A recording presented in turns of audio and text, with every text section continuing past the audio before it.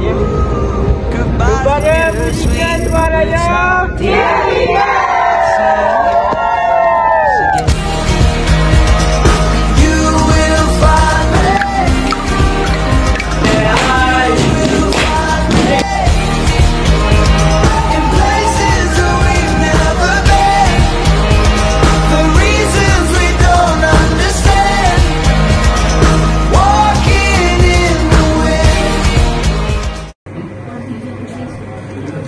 Hai, Assalamualaikum.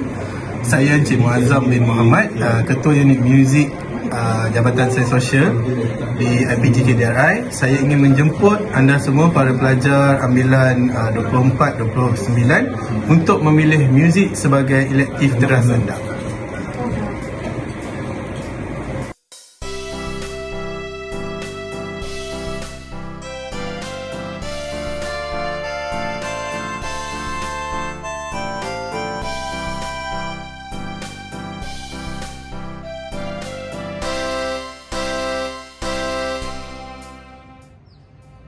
Hai semua, saya Jenny, pelajar elektif muzik ambilan 2227. Kamu semua kena wajib ambil muzik sebab muzik sangat enjoy, lecturer pun sangat fun. Lepas tu dalam muzik kita belajar banyak benda, contoh menari, menyanyi, main recorder, main piano dan banyak lagi. So korang wajib ambil muzik. Sebab utama dia adalah pensyarah kita. Kita ada Encik Muazzam dengan Encik Wahid.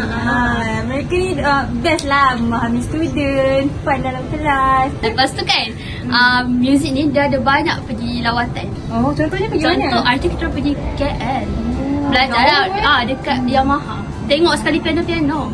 Kalau IPG ni ada macam program besar-besar, so budak muzik ni lah yang buat persembahan. Ya, betul. Contohnya hari tu kita orang ada Filatek tau. Ada Filatek, kita assemble mini assemble lah macam tu lah.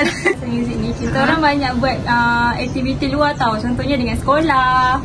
Lepas tu kita ada buat dengan orang luar, ada bengkel, kita ada buat micro teaching. So dia fun lah, bukan dah duduk dalam kelas duduk belajar je kan. Tapi dalam kelas pun best. Kita buat macam-macam. Kita main alat perkusi, kita main piano. Yes.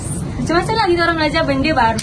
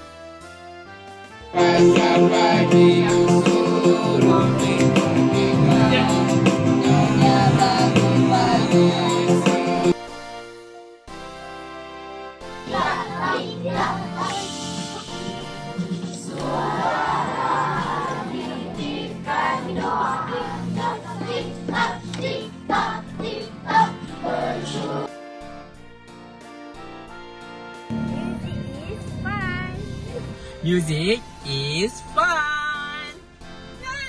Music